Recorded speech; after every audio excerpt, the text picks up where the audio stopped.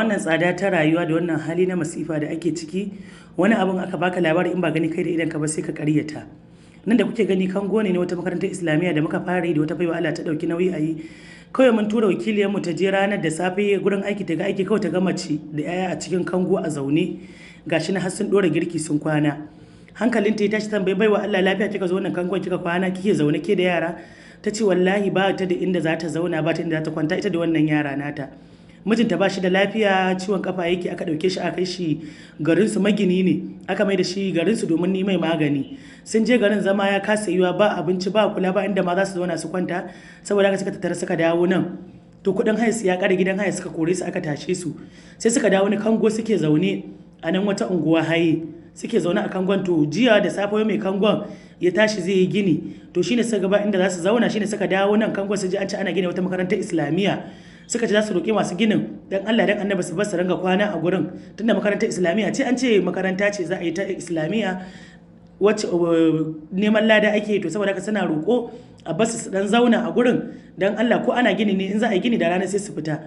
To wallahi yau tsawon kwana biyu mata tana zaune a gurin.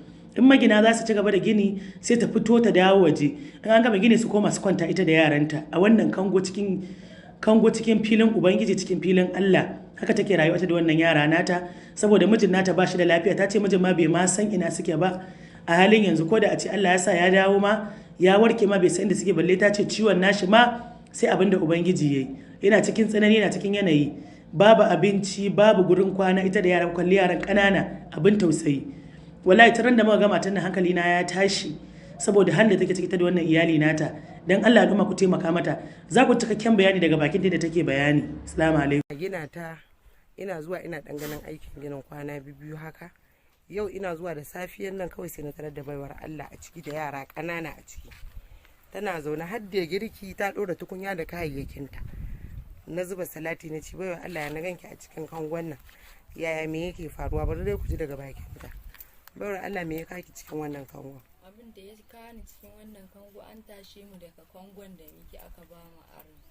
Da aka tashe mu kuma shine sai ake gaya mini an samu wani kango ana gina za a yi makaranta.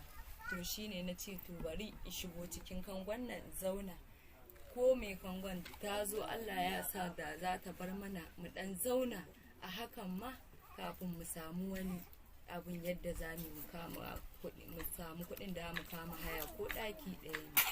To ina mai gidanki yake? Kina da miji? Ina da miji. Mai gidana shi bai san ma an tashe mu daga kangon da muke ba, kuma aikin gini yake, ya haɗu da ciwon ƙafa, to ya tafi ƙauye ya nemi magani, sai dai in ya dawo ya gaba mama cikin wancan. Ba wayar da kika samu kika ɗan kirawo shi? Ba ni ma da waya da zan kirawo shi. Yanzu me yake roƙo bayan Allah su miki? Yanzu ina roƙo bayan Allah su taimaka mini, ko da wannan gurin ne da muke ciki a dan ara min kan wani lokaci. Ina neman gafaran mutane da girman Allah a taimaka mu dan Allah dan Annabi, yanda Allah ya yi wa Annabi Muhammad sallallahu alaihi wasallam, a taimaka mana mu samu kan wani lokacin Allah ya amince mana mu dan sami yanda zamu a taimaka mana dan Allah dan Annabi.